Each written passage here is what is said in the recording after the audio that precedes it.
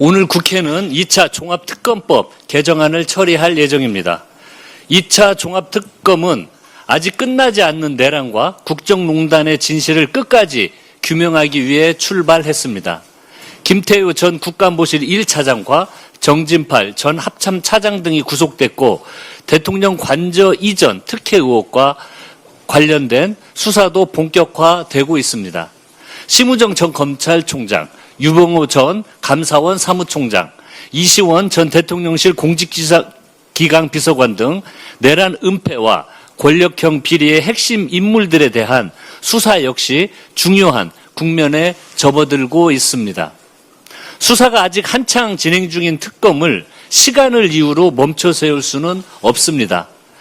국민의 요구는 정해진 날짜에 맞춰 특검을 끝내는 것이 아니라 내란과 국정농단의 진실을 한 점 의혹 없이 규명하는 것입니다. 국회가 머뭇거릴 이유도 여유도 없습니다. 7월 19일 어제는 최혜병 순직 3주기였습니다. 국가를 믿고 임무를 수행하던 젊은 해병이 희생된 지 3년이 지났지만 아직도 사법적 단죄가 끝나지 않았습니다. 고인과 유족께 송가할 따름입니다. 그런데도 국민의힘은 오늘 필리버스터를 예고했습니다. 아직 밝혀야 할 진실이 남아 있는데도 수사를 중단하자는 것은 내란의 완전한 청산과 제대로 된 책임자 처벌을 원하는 국민의 요구에 역행하는 일입니다. 아직 늦지 않았습니다. 국민의힘은 지금이라도 대한민국 헌법기관으로서 내란 세력과 절연하고 국회로 돌아와 2차 종합특검법 개정안 처리에 협조하시기 바랍니다. 민주당은 어떤 방해에도 흔들림 없이 내란의 진상을 규명하겠습니다. 내란의 완전한 청산과 책임자 처벌이라는 국민과의 약속을 반드시 지키겠습니다. 민주당은 내일 정책의총을 열어 형사소송법 개정안에 대해 심도 있는 논의를 이어갑니다. 검찰개혁은 더 이상 미룰 수도 되돌릴 수도 없는 시대적 과제이자 역사적 책무입니다. 검찰개혁의 완성은 검찰의 권한을 축소하는 데 있는 것이 아니라 국민을 위한 형사사법체계를 만드는 데 있습니다. 민주당은 수사와 기소의 완전한 분리라는 대원칙 아래 검찰개혁을 일관되게 추진해 왔습니다. 이제 형사소송법 개정을 통해 새로운 형사사법체계가 오는 10월 2일 차질 없이 출범할 수 있도록 제도적 기반을 마무리해야 합니다. 치열한 토론을 통해 피해자 보호와 국가의 수사 역량에 공백이 발생하지 않도록 제도적 보완책을 충실히 마련하겠습니다. 민주당은 새로운 수사체계가 안정적으로 안착되고 국민의 권익이 더욱 두텁게 보호될 수 있도록 책임을 끝까지 다하겠습니다. 국민의힘이 재헌절마저 외면했습니다. 이번 재헌절은 12.3 내란 극복의 의미를 되새기며 헌법의 무게와 국민 주권 정신을 다시 새기기 위해 18년 만에 법정 공휴일로 지정된 뜻깊은 날이었습니다. 그 어느 때보다 헌법의 가치를 되새겨야 할 이번 재헌절에 장동혁 대표는 기념식 참석 대신 전면 재선거를 외치며 거리에서 부정선거 선동에 마이크를 잡았습니다. 입법부의 일원이 그것도 제1야당의 대표가 재헌절에 국회가 아닌 아스팔트를 선택했다는 것이 참담할 따름입니다. 이러려고 재검표도 차일피를 미루는 것은 아닌지 의구심을 떨칠 수가 없습니다. 지난주에 있었던 충주시장 재선거 재검표만 봐도 답이 나옵니다. 10만 8천여 장의 투표지를 모두 수작업으로 확인하는데도 6시간이면 충분했습니다. 안 할 이유가 없습니다.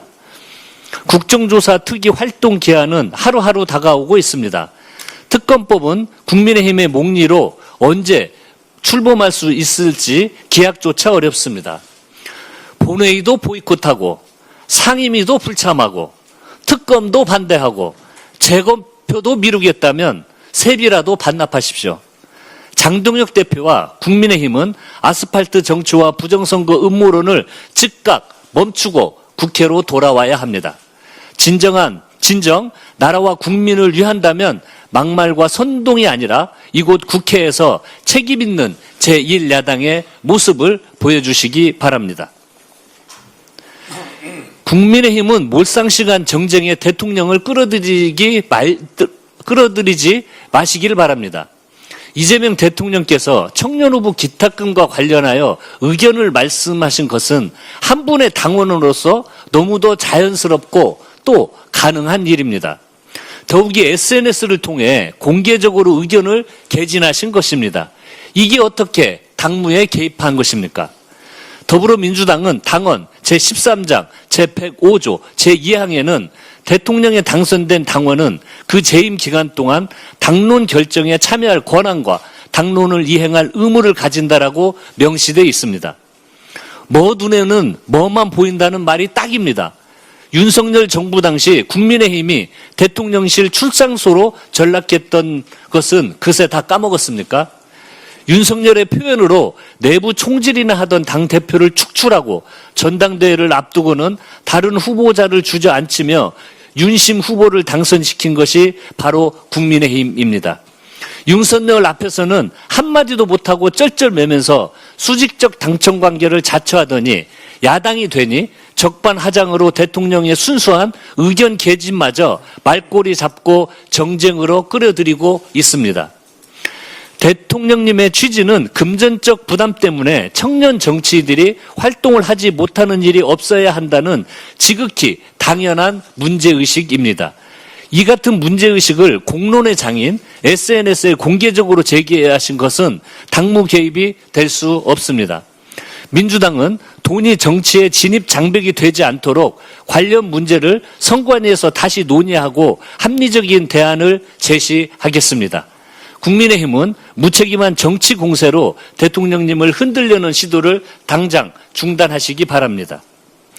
오세훈 시장의 명태균 여론조사 의혹 1심은 오직 법리에 따른 판결이 내려져야 합니다. 오세훈 시장은 명태균 씨로부터 여론조사 결과를 보고받고 자신의 후원자인 김 모 씨에게 그 비용을 대납하게 한 혐의로 기소됐습니다. 특검 수사와 공판 과정에서는 여러 의혹과 정황을 뒷받침할 만한 자료와 진술도 제시된 바 있습니다. 천만 서울 시민의 삶을 책임지는 시장으로서 이런 일에 연루됐다는 그 자체만으로도 시민께 면목 없는 일입니다. 그럼에도 오세훈 시장은 하명 수사니 하명 기소니 오만한 언행으로 특검을 협박하고 있습니다. 사법적 판단을 정치의 영역으로 끌어들여 자신의 활로를 뚫어보겠다는 속셈 아닙니까? 사법부가 이런 기만적인 행태에 끌려다녀서는 안 됩니다. 정치적 압박이나 정무적 고려를 철저히 배제하고 오직 법리와 증거에 따라 단죄를 내려야 마땅합니다. 오는 22일 민주당은 국민과 함께 선거 과정을 지켜보겠습니다. 이상입니다.